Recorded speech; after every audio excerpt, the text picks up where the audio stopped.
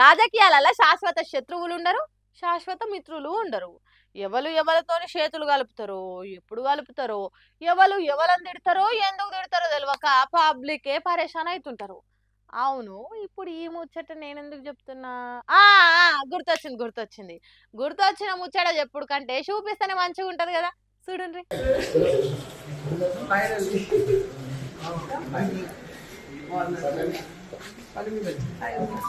ఓర్ని, ఇదంతా నిజమేనా?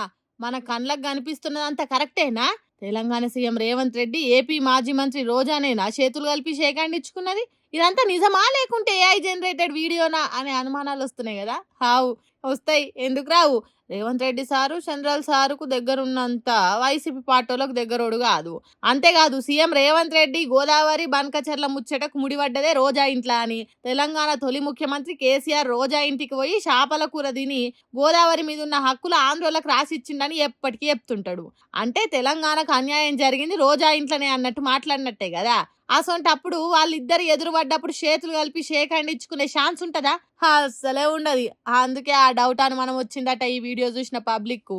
సీఎం రేవంత్ రెడ్డి మాజీ మంత్రి రోజాలు ఒకప్పుడు టీడీపీ పార్టీలో కలిసి పనిచేసిన వాళ్ళే కాబట్టి మాట్లాడుకున్నారు అన్నట్టు ఇంకొందరు అంటున్నారు. ఏదేమైనా రాజకీయాలు అనేటి మైక్ల ముంగట్టుకొచ్చి మాట్లాడేటప్పుడే ప్రజలను రెచ్చగొట్టేతానికే, అంతేగాని వాళ్ళు ఒక్కటి కాదని కాదు.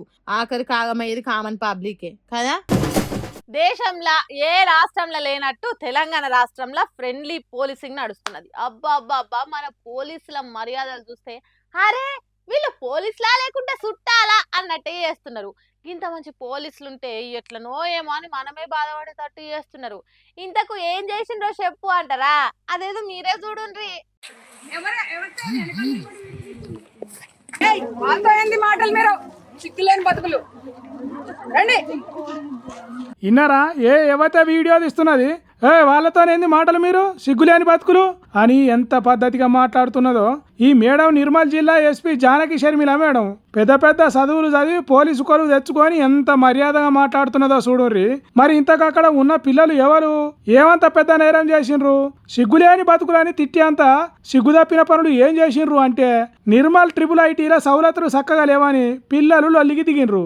దానికే వీళ్ళేదో తీవ్రవాదులు అయినట్టు దేశం రాష్ట్రం తలదించుకునే పనేదో చేసినట్టు సిగ్గులేని బతుకులని తిడుతున్నది. ఎంత మంచి సాంప్రదాయం కలిగిన పోలీస్ మేడమో కదా.